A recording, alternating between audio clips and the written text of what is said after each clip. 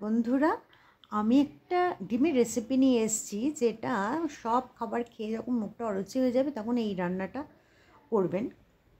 এটা আমার অনেক পুরনো, আমার ছোটোবেলাকার একজনের কাছ থেকে শেখা, দেখেছিলাম, সেটা এখনো মনে আছে, সেটাই বড় ব্যাপার। তা আপনার প্রথমেই ডিমগুলোকে সেদ্ধ করে নিয়ে ছাড়িয়ে নিয়ে আর নুন হলুদ দিয়ে ভালো করে ভেজে নিয়েছিলাম। এইবারে ওই সর্ষে তেলের মধ্যেই দিয়ে দিয়েছিলাম কিছুটা গরম মশলা থেঁতো করে, আর তার মধ্যে দিয়ে দিয়েছিলাম কুচনো বেশ অনেকটা পেঁয়াজ, বেশ বড়, আমি 3টে পেঁয়াজ দিয়েছিলাম, আর 15টা মতো রসুনের কোয়া ভালো করে থেঁতো করে দিয়ে দিয়েছিলাম, আর আদাও তার সাথে দিয়ে দিয়েছিলাম।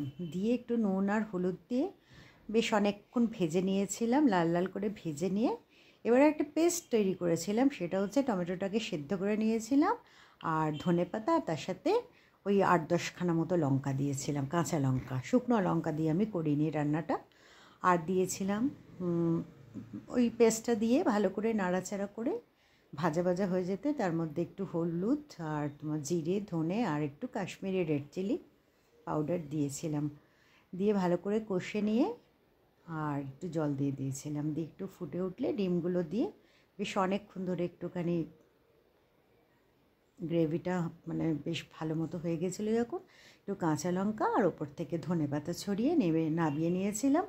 এটা ভাত দিয়ে অপূর্ব লেগেছিলো, আপনারাও অন্যভাবেও খেতে পারেন। ভালো লাগলে অবশ্যই একটা লাইক করবেন আর একটু শেয়ার করে দেবেন। নমস্কার।